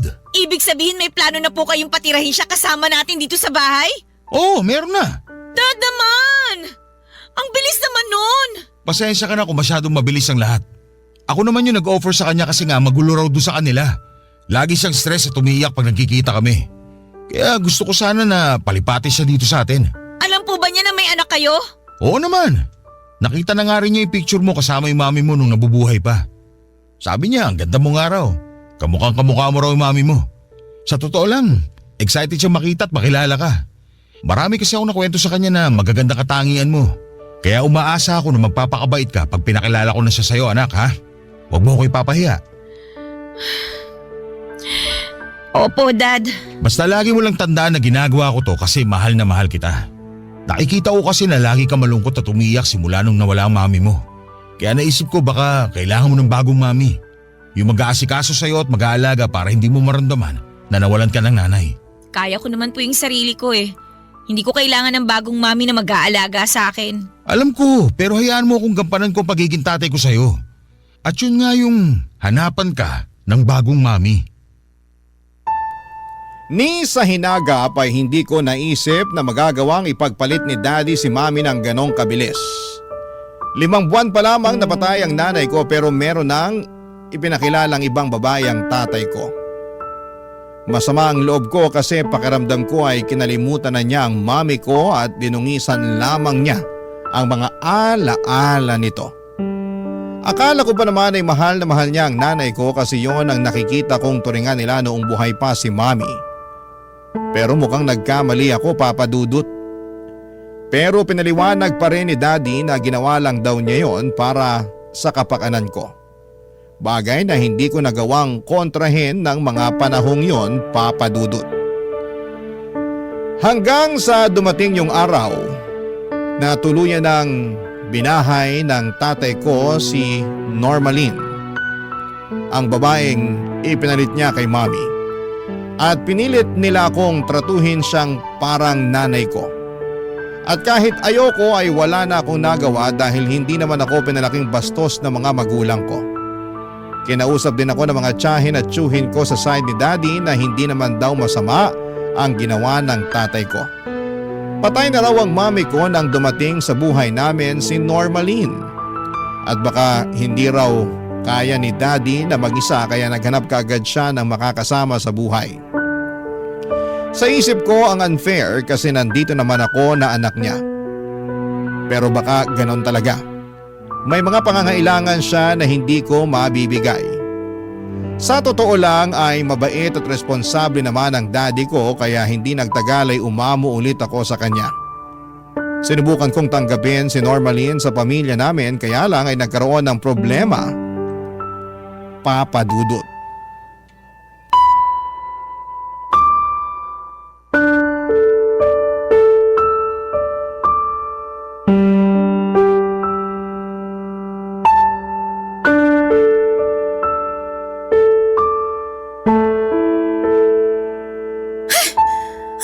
Picture na to? Ang pangit! Dapat dito sinusunog, tinatapon o tinatago sa baul eh. Ano pong ginagawa niyo sa mga picture ng mami ko? Ha? Nililinis ko lang. Maalikabok na kasi, kaya pinupunasan ko lang. Medyo allergic kasi ako sa maalikabok. Hindi po yun ang narinig ko. Sabi niyo pangit at dapat nang sunugin o itapon na lang yung mga picture ni mami. Narinig mo naman pala eh. Nagtatanong ka pa? Inaano po ba kayo ng mami ko? Wala na nga siya, di ba? Pansin ko parang gigil na gigil kayo sa mga gamit at alaala niya. Ay, napansin mo rin pala. Pero mali ka, kasi di lang ako gigil na gigil. Galit na galit pa ako. Wala na nga siya pero masyado pa rin siyang atribida sa pamamahay na to. Bakit kasi di na lang iligpit mga picture niya? Pakiramdam ko tuloy nakatingin siya sa akin tuwing nandito ako sa sala. Hindi niyo po gagalawin ang mga picture ng mami ko. At bakit? Pamamahay ko na rin to para sa kaalaman mo kaya may karapatan na ako. Ano? Kailan ba kayo nagkaroon ng karapatan dito? Tinatanong mo pa talaga? Bobo ka ba o ano? Naturingan kang nag-aaral pero di mo naman ginagamit utak mo. Siyempre, nagkaroon na ako ng karapatan sa bahay na to simula nang umapak ako dito. Kahit kailan hindi niyo mapapalitan ng mami ko. Hindi ko naman papalitan yung mommy mo, no? Nakakahagard kaya ginagawa niya, saka nakakalo siyang magkaroon ng anak na katulad mo. Nakakapagod kang asikasuhin sa totoo lang. Ang tanda-tanda mo na pero wala ka pa ring alam sa mundo. Masyado ka kasing in-spoil ng mga magulang mo kaya wala ka pa ring alam. Sabi na nga ba hindi niyo talaga ako gusto. Nagkukunwari lang kayo na mabait sa akin. Sinubukan ko naman magustuhan ka pero di ko talaga nagawa. At least, magaling ako mag-pretend para hindi ako malagot sa daddy mo. Pero ikaw talaga yung panira sa amin eh. Anong ibig niyong sabihin? Pag magkasama kami, lagi kanyang bukang bibig. Naaalibatbaran ako. Lagi niyang sinasabi na mahal ka niya, na proud siya sa'yo at kung ano-ano pa. Pakiramdam ko, di na tuloy ako mahalaga sa kanya kasi puro na lang ikaw ang laman ng isip niya. Malamang, daddy ko siya eh. At saka, bakit niyo naman naisip yung bagay na yan? Kayo nga yung karelasyon niya. Hindi naman ako, di ba? Anong sinabi mo? Napakabastos mo ah! Hindi ako bastos. Kayo yung bastos kasi nagagalit kayo sa akin ng walang dahilan. Tapos binabastos niyo pa yung alaala ng mami ko. Gagawin ko ang gusto ko kasi bahay ko na rin to. At wala kang magagawa doon kundi sumunod lang sa akin. Kasi kung hindi, isusumbong kita sa daddy mo. Sasabihin kong matigas ang ulo mo at binabastos mo ko. Hindi totoo yan! Kaya nga, manahimik ka na lang. Huwag ka nang magmatigas at sundin mo na lang ang gusto kong mangyari.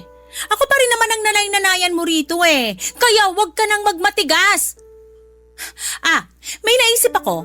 Ang una mong gawin, iligpit mo yung mga picture ng mami mo. Ilagay mo sa baul, dun sa pinakailalim, tapos takpan mo para di ko makita. At bakit ko naman gagawin yun? Dahil utos ko, at yun ang gusto ko. Sasampalin talaga kita pag may nakita ko ni isang picture ng mami mo. Sumusobra na kayo? Akala nyo kung sino kayo kung makapag-reyna-reynahan dito sa bahay namin? Reyna naman talaga ako sa bahay na to. Baka nakakalimutan mo na may relasyon kami ng tatay mo. Pinatira niya rin ako rito sa bahay nyo at ako na ang mami mo. Sino may sabi na mami ang turing ko sa inyo? Ay, hindi ba? Hindi! Matapos sa mga pinaggagawa nyo? Wala akong pake. Basta sundin mo ang inuutos ko kung ayaw mo magalit ako sa'yo at may kalagyan ka. Buisit na to? Dami pang satsat? Hay! Kainis! Papadudot lumabas din ang tunay niyang kulay. Ayaw niya ako sa bahay namin kasi spoiled daw ako at lagi niyang naaalala sa akin ang mami ko. Hindi ko maintindihan kung bakit ganon siyang mag-isip. Samantalang siya naman ang sampid sa pamamahay namin. Simula noon ay lagi na niya akong iniinsulto at sinasaktan. Pinagbantaan din niya akong huwag magsusumbong sa daddy ko dahil palalayasin niya ako. Natakot ako kasi hindi ko alam kung saan ako pupunta. Kaya naman naging tikom ang bibig ko. Hindi naman ako masyadong close sa mga kamag-anak ko na malapit sa amin dahil introvert ako. Kaya lang ay dumanas naman ang pananakit niya sa akin hanggang sa hindi ko na kinaya, Papa Dudut. Sinumbong ko na siya sa daddy ko pero sa huli siya pa rin ang kinampihan nito, Papa Dudut. Yung nawalang sama ng loob ko para sa tatay ko ay bumalik ng mga panahong yon. Hindi ko kasi maintindihan kung paano niya nagawang kampihan si Normalin kesa sa akin na sarili niyang anak. Maraming pumasok sa isipan ko ng araw na yon. Katulad na lamang ng kagustuhan kong umalis sa amin para hindi na ako makasama pa nila. Pero wala pa akong lakas ng loob ng mga panahong yon. Papadudot masyado kasi akong sheltered ng mga magulang ko. Pinaramdam nila sa akin na walang ligtas sa mundo bukod sa loob ng pamamahay namin na kasama ko sila, Papa Dudut. Barangay Love Stories. Barangay Love Stories.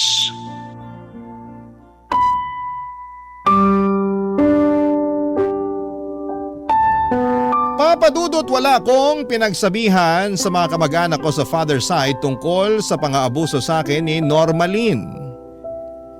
Hindi ako ganoong kalapit sa kanila at baka hindi rin naman sila maniwala. Ang alam nila ay masaya si daddy na meron na siyang kinakasama at okay sa kanila yon dahil may nag-aalaga na sa kanya. Bukod doon ay magaling magkunwaring mabait ang madrasta ko. Kaya naman para makaiwas na lagi niyang pinagdidiskitahan ay sinusunod ko na lamang ang mga utos niya. Hindi ko na rin inulit pa ang pagsasabi sa tatay ko dahil hindi rin naman niya ako kakampihan. Tiniis ko na lamang ang lahat hanggang sa hindi ko na namalaya na 1 taon ko na palang kasama sa bahay namin ang madrasta ko, Papa Dudut. Tapos ay doon ko na siya nahuling iniiputan sa ulo ang tatay ko kapag nakatalikod ito. Galit na galit ako sa kanya kasi nakuha niya pang manlalaki samantalang nandyan naman ang daddy ko. Hindi ko matanggap na sa kabila ng lahat ng mabubuting bagay na ibinigay sa kanya ng tatay ko ay nakuha niya pa talagang humanap ng iba. Alam ni Normally na alam kong may iba siyang kinakalantaring lalaki dahil minsan ko silang nahuli sa bahay namin na naglalampungan habang nasa tindahan ng daddy ko. Pero pinagbantaan niya akong huwag na huwag magsusumbong sa tatay ko kung ayaw kung ako ang lumabas na masama sa aming dalawa. 3 araw akong nagpigil ng dila pero kinain ako ng matinding konsensya. Kaya hindi talaga kinaya ng kalooban ko, Papa Dudut.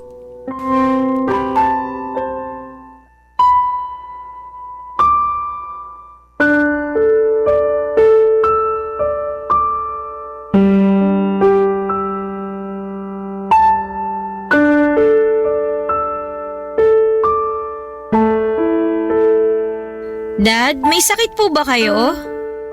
Pansin ko parang wala kayong ganang kumain eh. Yung almusal at tanghalian nyo halos hindi nyo nagalaw. Wala akong sakit, nak. Malungkot lang ako. Bakit po?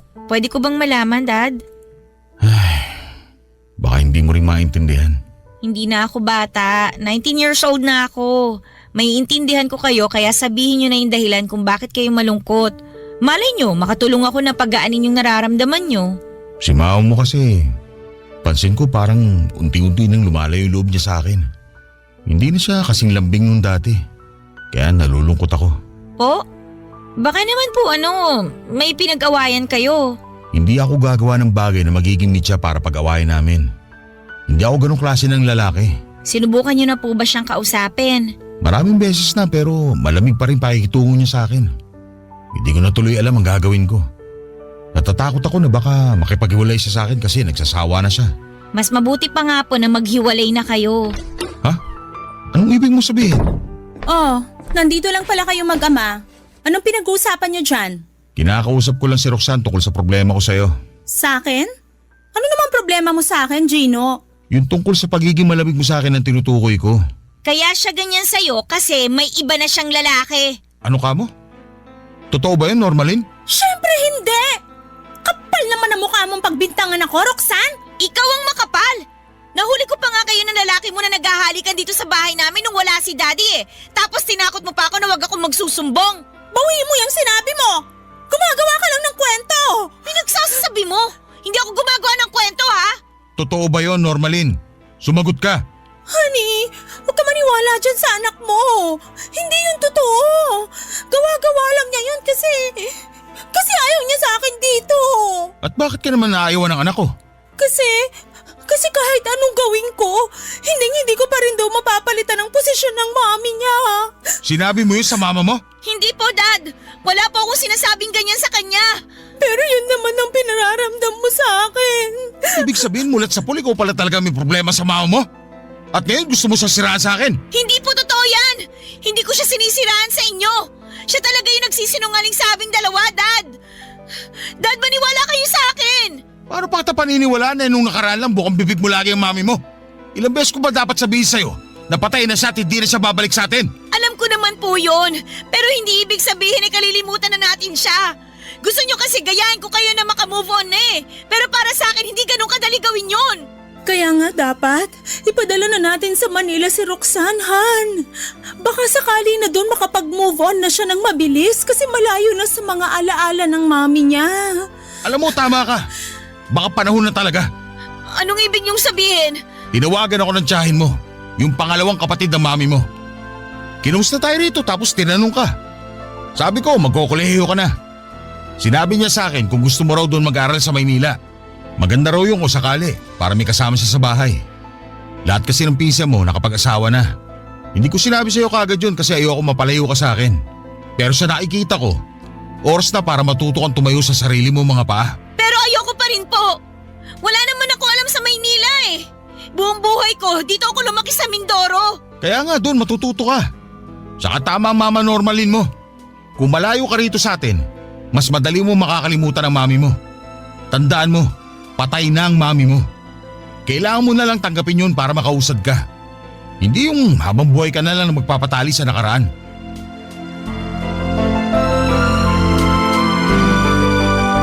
Kahit na alam kong posibleng kampihan na naman ni Daddy si Normalin ay sinubukan ko pa rin sabihin sa kanya ang nalalaman ko, Papa Dudut. Pero ako pa rin ang lumabas na masama kahit na concern lang naman ako sa kapakanan niya bilang tatay ko. Naiyak na lamang din ako noong sabihin niya sa akin gusto niya akong ipadala sa Maynila para mag-aral habang nakatira sa tiyahin ko sa mother side. Siyempre, ayoko kasi dahil wala akong alam sa Maynila at ayokong mapalayo sa kanya. Pero kitang-kita ko ang depresyon sa mga mata ng tatay ko nang paalisin na ako sa bahay namin, Papa Dudut. Kaya pumayag na lamang ako dahil biglang bumalik ang kagustuhan kong umalis sa amin. Tumuloy ako sa Maynila para mag-aral ng kolehiyo habang nakatira sa tiyahin ko. Mabait naman ang tiyahin ko at trinato niya ako bilang isang anak. Malalaki na kasi ang mga anak niya at may sarili ng pamilya. Bago sa akin ang pakiramdam na yon. Dahil hindi ko naman ka-close ang mga relatives ko sa side ng nanay ko. Nasa Maynila kasi sila lahat at puro kamag-anak lang ni Daddy ang kilala ko na majority ay nasa Occidental Mindoro. Masasabi ko na kahit malayo ako sa tatay ko ay naging masaya naman ako sa piling ng iba ko pang mga kamag-anak. Kaya lang pagkaraan ng isang taon, nakatanggap ako ng tawag mula kay Daddy na nagmamakaawa siyang uwian ko siya sa probinsya namin dahil iniwan na raw siya ni Normalin at mag-isa na lamang siya. At dahil naawa ako sa tatay ko ay nagpaalam ako sa tiyahin ko na babalik na sa amin. Nung una ay ayaw pa niya pero hinayaan na lamang niya ako. Nangako ako na hindi ko siya kakalimutan at kapag nakapagtapos ako ng pag-aaral at may trabaho na ako ay dadalawin ko siya sa Maynila. Papa Dudut, umuwi ako sa Mindoro at doon ko na lang pinagpatuloy ang kolehiyo. Pero 2 buwan pa lamang ang nakakalipas. May bago na namang babae na pinakilala si Daddy at hindi nagtagal ay binahay na rin niya ito, Papa Dudut.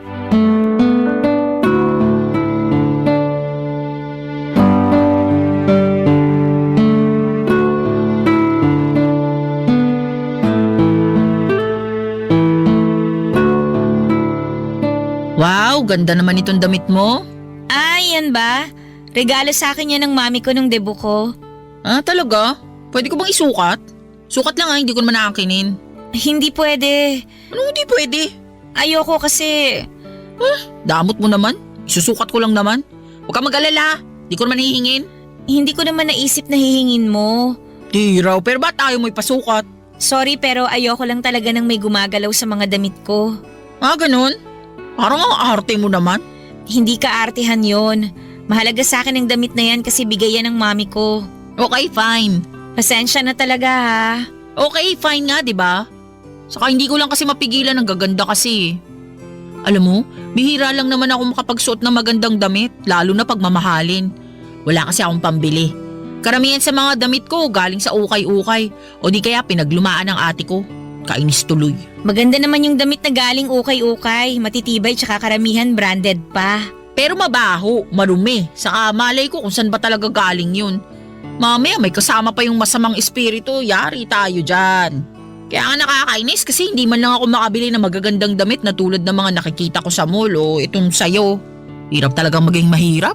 Ang mahalaga na lang siguro merong nasusuot, di ba? Oo, pero gusto ko bago, maganda, tsaka mamahalin. Teka, ano pa bang meron dito sa pagmamayari mo? Ha? Teka lang. Wow, ang ganda naman itong earrings na to. Pati yung relo saka bracelet. Taray ah. Salamat. Ganda talaga. Pwede ko isukat? Sige na, huwag ka na magalit. Di ko naman nanakawin eh. Sige, pero... Huwag kang mag-alala, maingat naman akong tao. Hindi lang halata, pero maingat talaga ako. Uy, teka, susukat ko na kasi pangarap ko rin makapagsuot ng ganito eh. O yan, bagay sa akin yung hikaw, di ba? Bagay naman. Tingnan ko nga sa salamin. Wow, bagay nga sa akin. Bili ba to ng daddy mo sa'yo? Oo, regalo niya nung gumraduate ako ng elementary. Matagal na pala pero maganda pa rin. Iba talaga pag tunay, no? Hindi lang pipitsugin at nabibili sa bangketa. Hindi ko kasi masyadong ginagamit eh. Uy, hala, sayang naman. Hindi kasi ako pala suot ng ganyan. Siguro 1 o 2 beses ko lang yan nagamit. Pwede akin na lang? Ha? Kasi hindi mo naman ginagamit, kaya akin na lang. Ayoko nga. Damot mo naman. Ayaw mo mapakinabangan ng iba kaya tinatago mo na lang kahit di mo ginagamit. Ano bang pakialam mo? Sa akin naman yan. Pwede ba? Hubarin mo na nga yung hikaw at ibalik mo na sa akin yan. Oh, eto na. Kana sumigaw dyan. Kala mo di kita naririnig, inapakalapit ko lang naman sa'yo. Ayan na. Masyado ka naman. Di naman ganun kaganda yung hikaw sa bracelet mo, no? Marami pang mas maganda at mas mamahalin sa mall. Kanina lang sinabi mo na magaganda ang mga yan tapos ngayon hindi na. O bakit? Di na ba pwedeng magbago ng comment? Saka na-realize ko na hindi talaga maganda kasi pangit yung ugali ng may-ari. Sinabi mo? Sabi ko, pangit ugali mo. Di na ako magtataka kung bakit ka pinadala ng daddy mo sa Maynila nung wala pa ako sa buhay niya. Kung ako rin yung tatay mo, naku baka pinatapon pa kita sa ibang planeta. Ang kapal naman ng mukha mo. Wala kang alam sa totoong nangyari. Eh yun lang naman ang kunento sa akin ng daddy mo. Baka sa susunod ko pa malaman yung ibang detalye. Pwede ba umalis ka na lang dito sa kwarto ko? Magre-review pa kasi ako eh. Istorbo ka masyado. Bumagsak ka sana sa exam mo. O, alam mo kung sinong matalino. Pweh!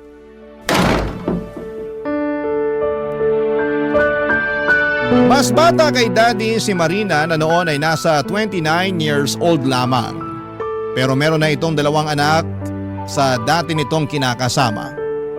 Nung una akala ko po ay mabait siya tapos ay hindi pa nagkakalayo ang edad namin kaya naisip ko na pwede ko siyang maging kaibigan. Kaso habang tumatagal ay unti-unti kong nakikita ang tunay na kulay niya. Madalas kasi siyang humirit ng pera at kung ano-anong gamit kay Daddy. Todo bigay naman sa kanya ang tatay ko kahit na nga palugin na noon ang negosyo namin dahil hindi naman na ma-manage ng maayos ng tatay ko. Halos inubos din kasi ni Normalin ang pera niya bago siya iniwan. Pinagnakawan din siya nito pero hindi na hinabol ng tatay ko. Mabuti na lamang at may natira pa rin kaunti para maisalba yung tindahan namin, Papa Dudut. Bukod sa pagiging maluho ay madalas din akong kainggitan ni Marina sa kadahilan ng hindi ko naman alam. Parang ang init ng dugo niya sa akin. Samantalang katulad ni Normalin ay sampid lang siya sa pamilya namin. Malapit ko na tuloy questionin ang desisyon ni Daddy sa pagpili ng mga babaeng gusto niyang ipalit sa mami ko. Wala kasi sa kalingkingan ng nanay ko at parehong mukhang ginagamit lang siya. Sa kabila ng lahat ay nag-focus na lamang ako sa pag-aaral ko at pilit kong binabaliwala ang mga nararamdaman kong pagtatampo sa sarili kong ama, Papa Dudut. Barangay Love Stories. Barangay Love Stories. Papa Dudut, Papa's girl ako. Mas close ako sa daddy ko kaysa sa mami ko. Para sa akin ay si daddy na yung pinaka-perpektong ama at wala na akong mahihiling pa. Mabait siya sa amin ni mami at prinsesa ang trato niya sa akin. Pero noong nagkaroon na siya ng ibang kinakasama pagkamatay ng mami ko ay nagbago na rin ang turing niya sa akin. Sa tingin ko ay siya pa rin naman yung mapagmahal kong tatay pero may nagbago na nga lang. Marahil ay impluwensya na rin po yun ng mga babaeng nakakasama niya. Kumbaga ay tinuruan nila si daddy na maging malayo sa akin. Bagay na kinakasama ng loob ko dahil wala naman akong ginagawang masama, Papa Dudut. Katulad ng sinabi ko ay nag-focus na lamang ako sa pag-aaral ko hanggang sa makapagtapos ako ng college sa edad na 23 years old. Noong time na yon ay wala na ang negosyo namin na maliit na grocery store. Tuluyan na yung nalugi. Walang ibang pinagkakakitaan ng daddy ko at ako na yung naatasang magtrabaho upang bumuhay sa pamilya namin. Noong time na yon ay nakapasok naman po ako sa isang restaurant sa lugar namin at nagtrabaho ako bilang cook. Pero hindi naman kataasan ng sweldo kaya gipit na gipit pa rin ang pamilya namin. Plus, meron pa akong inggitera at mahaderang madrasta sa katauhan nga ni Marina Papadudut.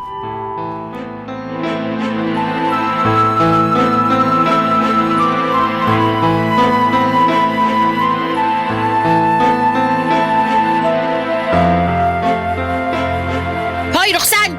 Ano yung sinabi mo sa daddy mo na nakikipaglandian ako sa ex ko? At bakit, hindi ba? Nakita ko kayo nung isang araw na kumakain sa fast food kasama yung mga anak nyo. Nakipagkita lang ako sa mga anak ko, yun lang yon. Hindi lang yun na nakita ko. Nakita ko rin kung paano ka lumingkis na parang ahas sa kanya. Kaya alam ko at sigurado ako na nagkabalikan na kayo habang kayo pa ng daddy ko. Siya rin yung lagi mong katawagan sa cellphone, di ba? Tuwing madaling araw sa labas na tinatawag mo pang sweetheart. Ibang klase ka rin no? Kapal ng mukha mo? Gusto mo lang sirain kami ng daddy mo kasi ayaw mo sa akin. Ayaw ko talaga sa'yo kasi manggagamit ka lang. Tama ba yung narinig ko? Ayaw mo sa Mama Marina mo, Roxanne? Hindi ko po mama ang babaeng yan, Dad. Kaya ba ganyan mo siya pagsalitaan kasi hindi mo naman pala sa tinuring na mama? Napakabastos mong bata ka. At ako pa pala talagang bastos? Baka nakakalimutan nyo. Pinakikisamahan ko ang babaeng yan dito sa pamamahay natin kahit na may ugali yan na kinukonsinti nyo lang. Anong ugaling pinagsasabi mo dyan? Alam mo, ikaw masyado kang imbento. Darling, huwag ka maniwala sa anak mong yan. Ayaw lang talaga sa akin yan, kaya ganyan yan magsalita.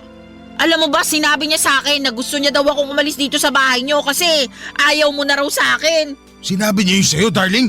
Oo, wala kong sinabing ganyan Ikaw ang imbento Dad, huwag mo sabihing naniniwala ka sa kanya, ako yung anak mo.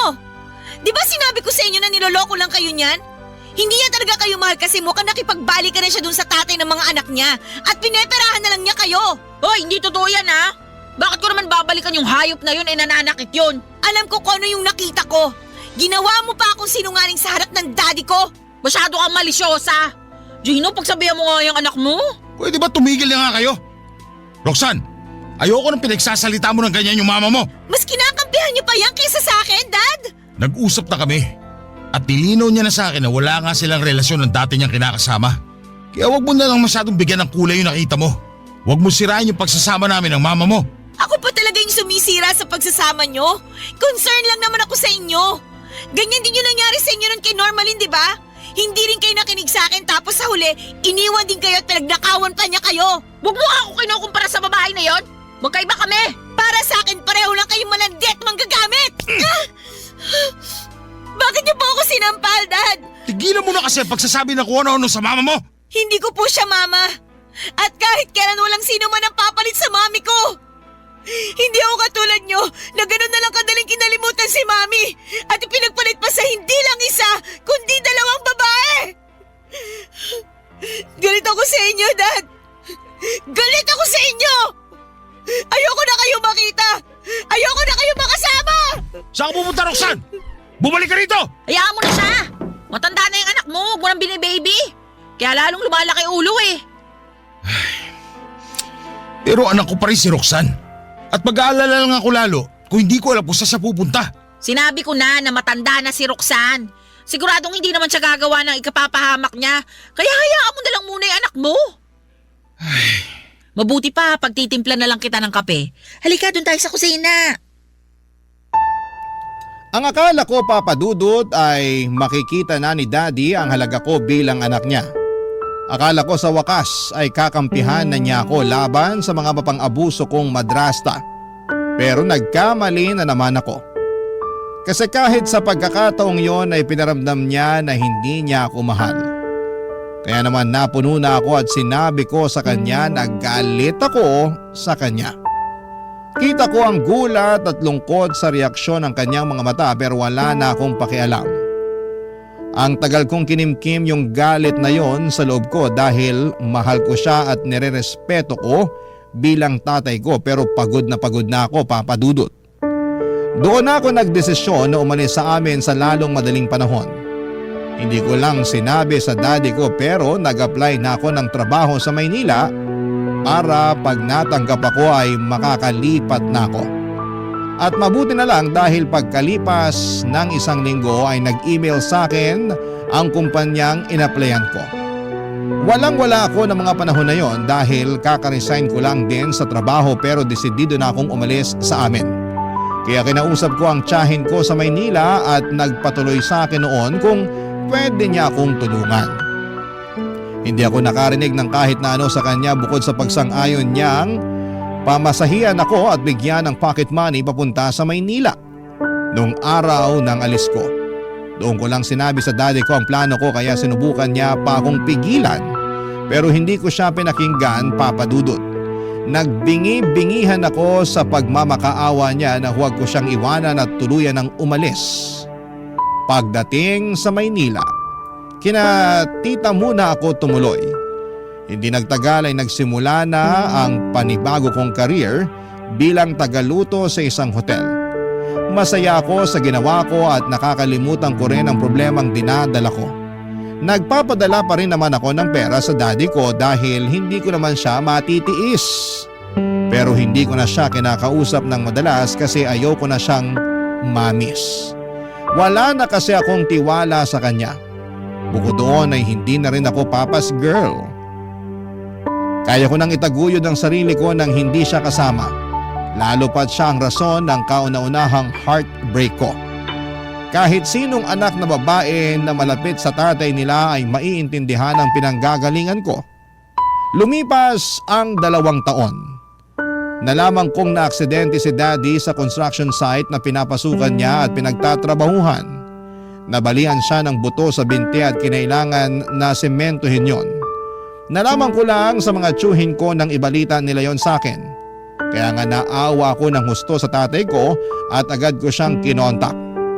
Doon ko rin nalaman na pagkatapos niya palang maaksidente ay iniwan na rin siya ni Marina para makipagbalikan sa tatay ng mga anak nito matapos siyang pirahan at gamitin. Kaya agad akong umuwi sa Occidental Mindoro para puntahan siya at bisitahin, Papa Dudut.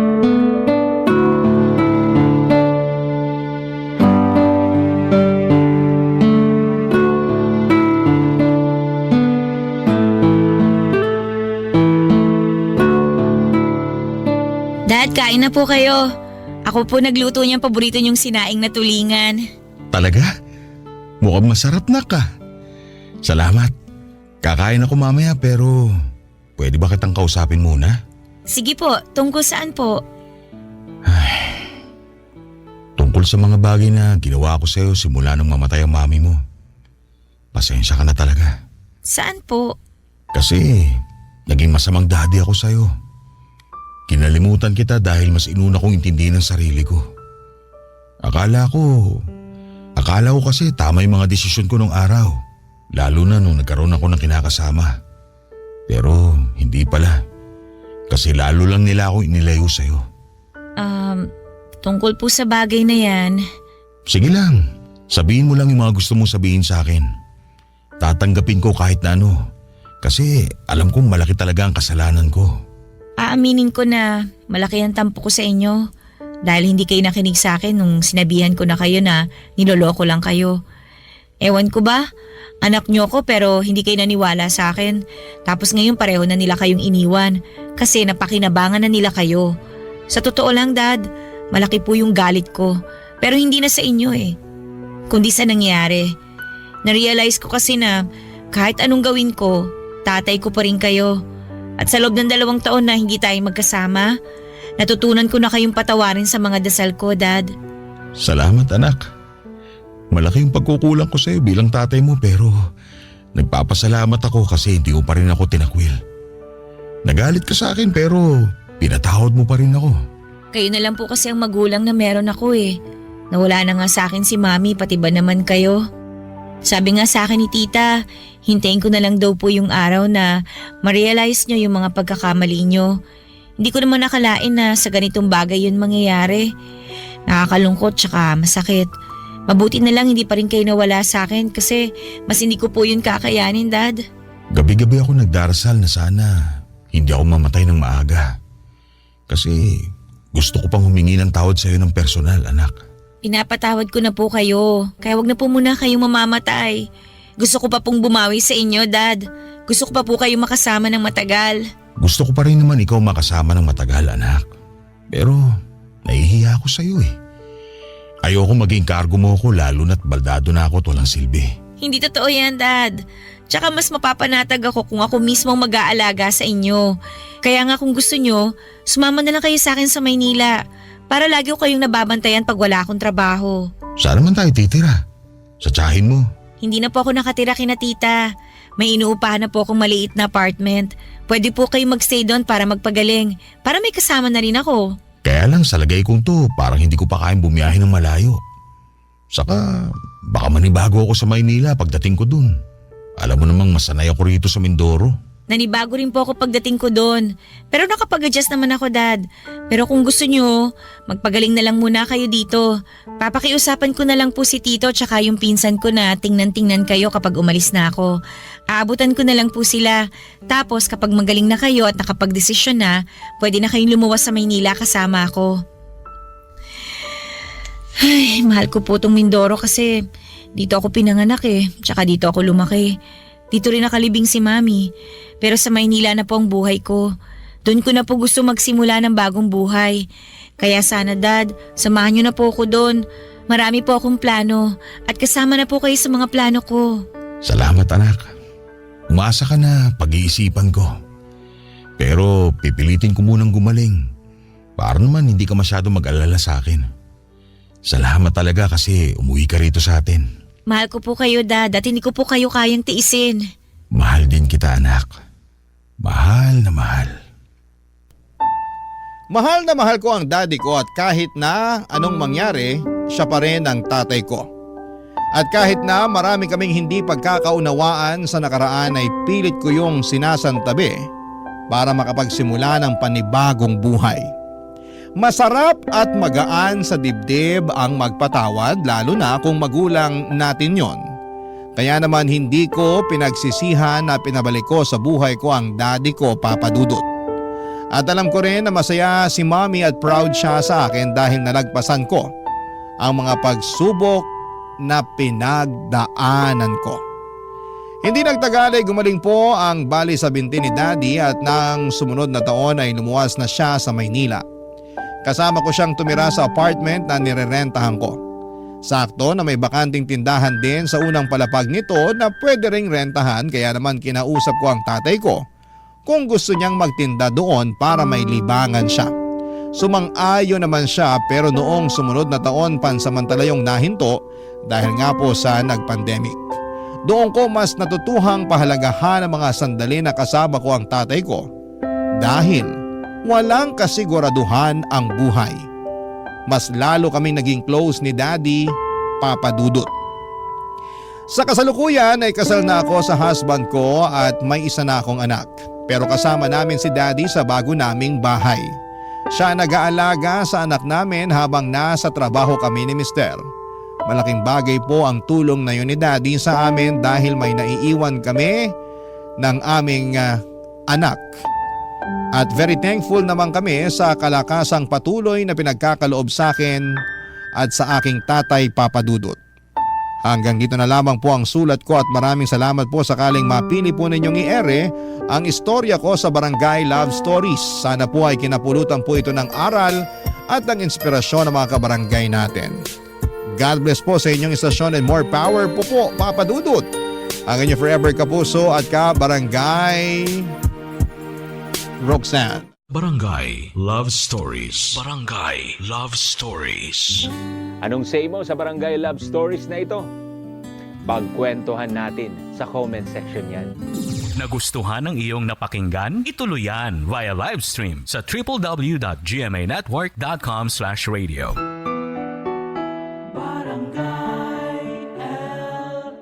In Mega Manila, 97.1. Forever.